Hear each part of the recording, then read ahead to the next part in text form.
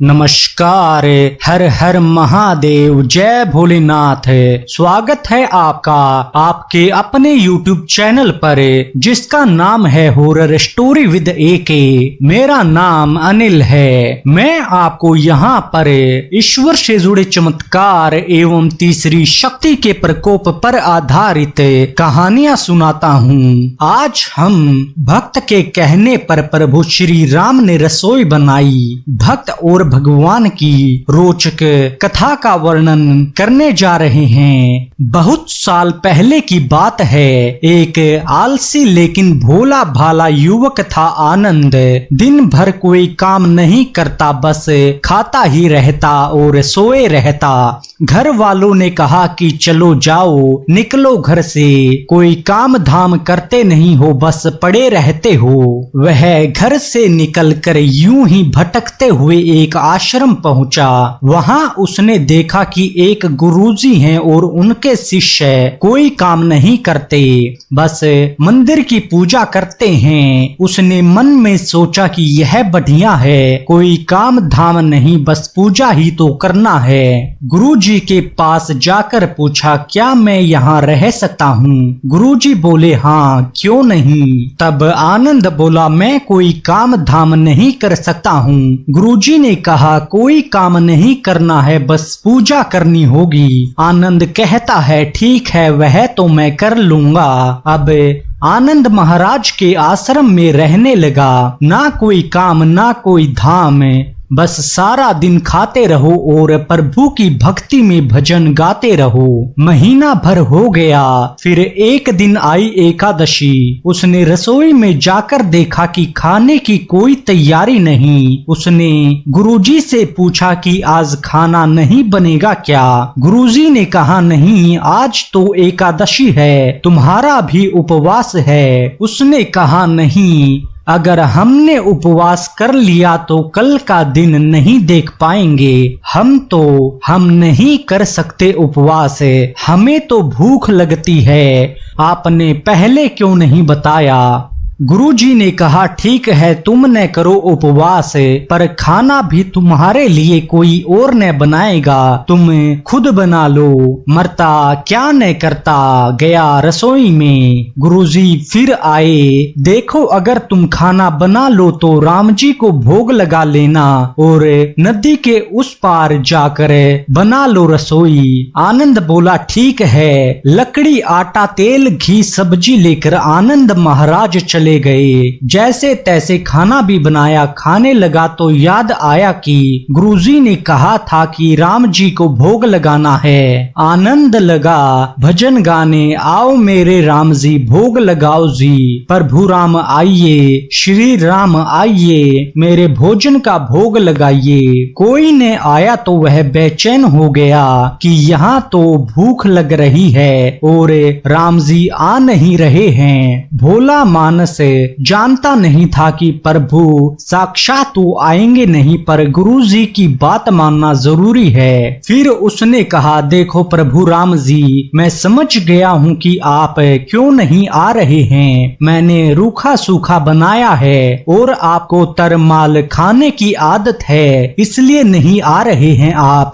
तो सुनो प्रभु, आज वहाँ कुछ भी नहीं बना है, सबको एकादशी है, खाना हो तो यह भोग ही खा लो। श्री राम अपने भक्त की सरलता पर बड़े मुस्कुराए और माता सीता के साथ प्रकट हो गए।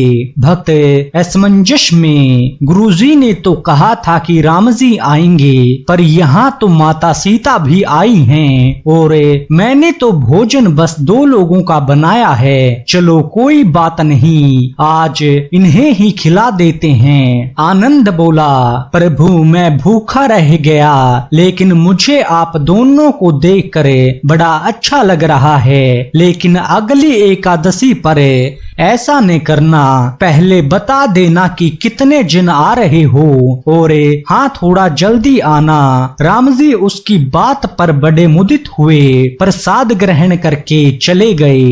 अगली एकादशी तक यह भोला मानस सब भूल गया। उसे लगा कि प्रभु ऐसे ही आते होंगे और और प्रसाद ग्रहण करते होंगे। फिर एकादशी आई। गुरुजी से कहा मैं चला अपना खाना बनाने, पर गुरुजी थोड़ा ज्यादा अनाज लगेगा, वहाँ 2 लोग आते हैं। गुरुजी मुस्कुराए, भूखे मारे बावला है, ठीक है ले जा और अनाज ले जा। अब की बार उसने 3 लोगों का खाना बनाया। फिर गुहार लगाई, प्रभु राम आइए, सीता माँ आइए, मेरे भोजन का भोग लगाइए। प्रभु की महिमा भी निराली है। भक्त के साथ कौतुक करने में उन्हें बड़ा मजा आता है। इस बार वे अपने भाई लक्ष्मण, भरत, शत्रुघ्न और हनुमान जी को लेकर आ गए।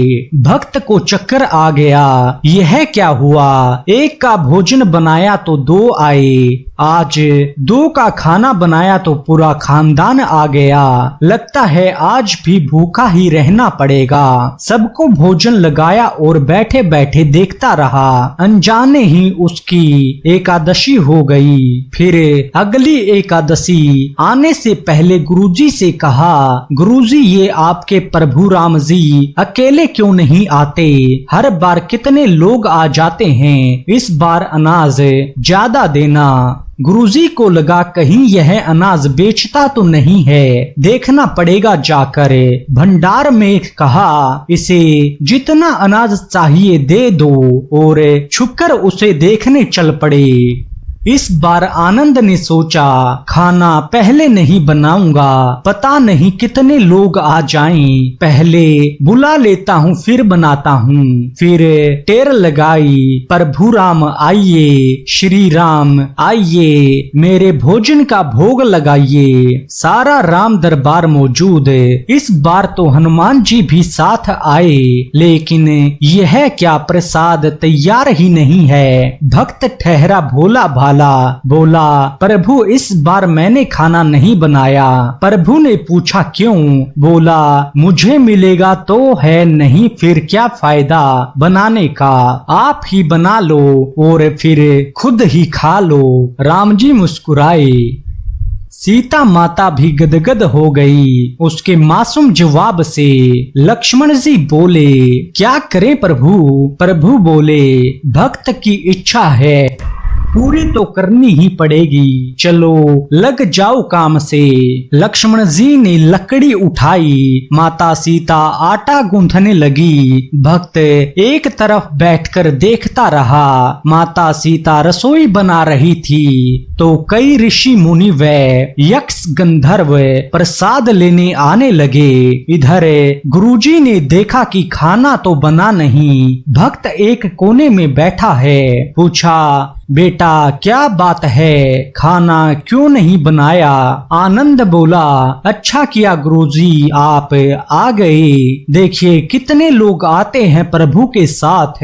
गुरुजी बोले, मुझे तो कुछ भी दिखाई नहीं दे रहा तुम्हारे और अनाज के सिवा।